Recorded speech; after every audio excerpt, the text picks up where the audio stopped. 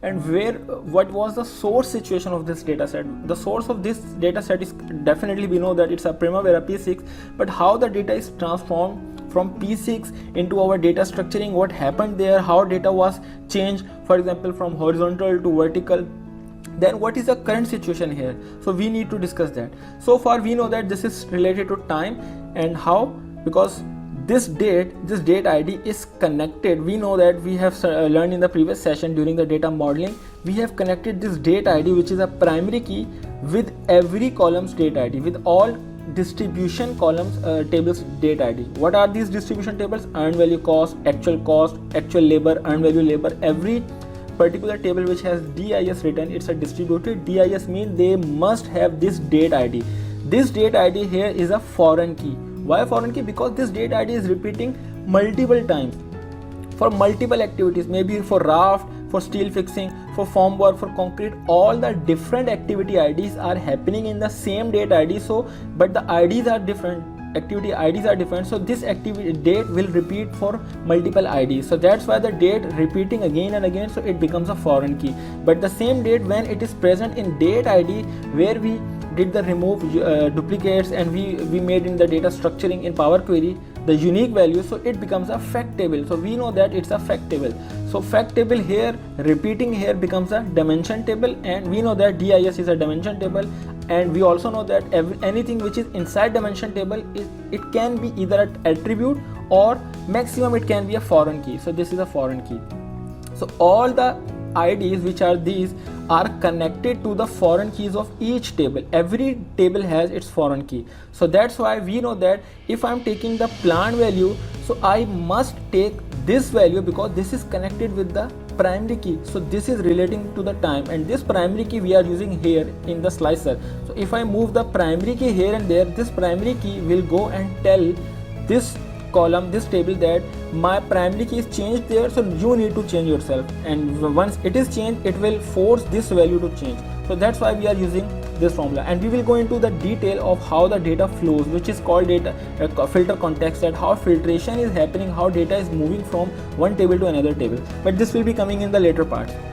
So this is so far that we need to use date ID. So what we did the quick running total sum of plant value against this time period, so it will give us the value of cumulative value.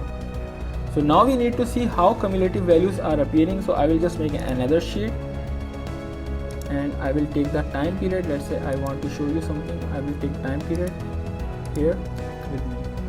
I don't want to say, and let's bring something which is okay. This is because this will give us the cumulative value. How I want to check the value, so I will bring them into the line.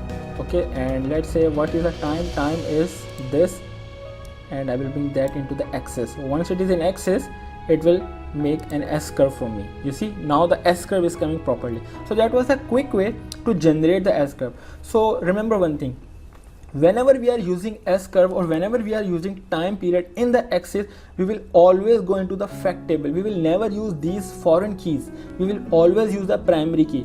We can use index as well. We can use end of the month and start of the month. Why we have written end of the month, we will come to that little later, because the month can be same. The January 1st will always be January 1st. The January 31st will always be the end of the month. But January 4th can be start of the week for you. Maybe your project started on the 4th January, the start of the week will not be the 1st January. It can be 4, 5, 6, any January. So that's why this thing is a subjective. So start of the week you need to make as per your project start date and as per the weeks you are working with. Some people have Sunday as off day, some people in the Gulf area the Sunday is a working day, so this you need to adjust, and it can be adjusted easily, but the month is always same. If you are saying the end of the month, for January it is 31st in any part of the world. So that's why we have developed this.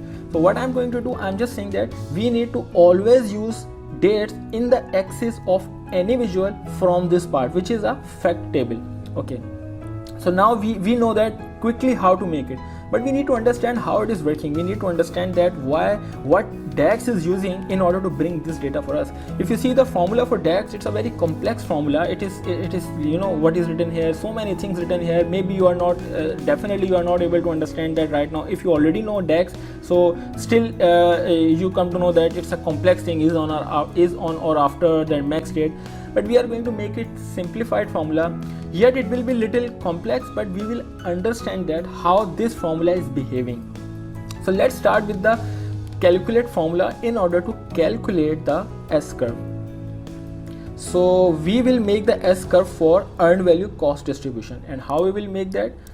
I will go into this part and I will say that new measure, okay, and the formula will be earned value cost distribution cumulative. You need to be very choosy in some few things, that whatever the context you are writing here, it should be similar everywhere, so that you will understand. If you are writing cumulative later, so it should be later. If you are writing cumulative in the start, it should be in the start. So let's say we are writing cumulative in the later part. So earned value cost distribution cumulative, then equal to, now I'm saying DAX that calculate, okay, I will calculate for you. What?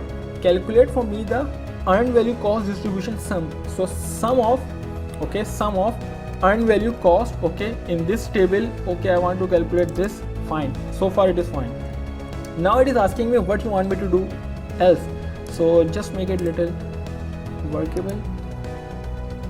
Yeah, so what you want me to do else? I want you to go into the filter part. Filter will allow you to go into any particular table you want. I know that which table I want to go. I'm telling DAX that calculate the sum for me from this table and this column. Now I want to shift to another table, so I wrote the filter, okay, the table, it is asking me the table context and filter context. Then I will say that within filter I want to use all or all selected. They both are same, the only difference is that all return all the rows in a table or all the values in a column, ignoring any filter that might have been applied. So we need to understand what does that mean. Before that, I will just tell you what all selected says. It says return all the rows in a table, means whatever the rows are present in the table, whatever table you have select, all the rows in a table it returns, or all the values in the column, means all the values in the column it will return, ignoring any filter that might have been applied inside the query.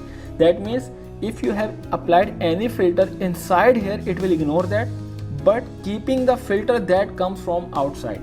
Okay, so this is very important for that keeping the filter that comes from outside. So what does that mean?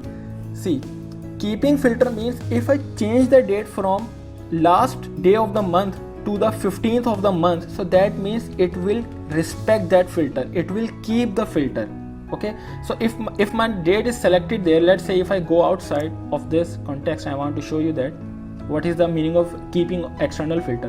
We know that these are external filters because it is there. I'm using here as a visual, so it is always an external filter. Anything which is used inside the formula is an internal filter. So it says keeping internal filters, ignoring internal filters, but keeping the external filter. So keeping means right now it kept the filter until this point, but once the user changes filter, now it is keeping the filter until this point. So what will happen? All selected will do, it will ignore any filter inside, but it will respect whatever user has selected. So if the user is changing the data to this date, so now DAX is bound to calculate the sum of what? Planned value, earned value, actual cost, whatever user has said, calculate the sum for that and keep this filter which is coming from outside, which is a date filter that start from here, go until this part and calculate it. So it is calculating until this point. This is the part. So DAX has used its own formula, but we are using our own formula.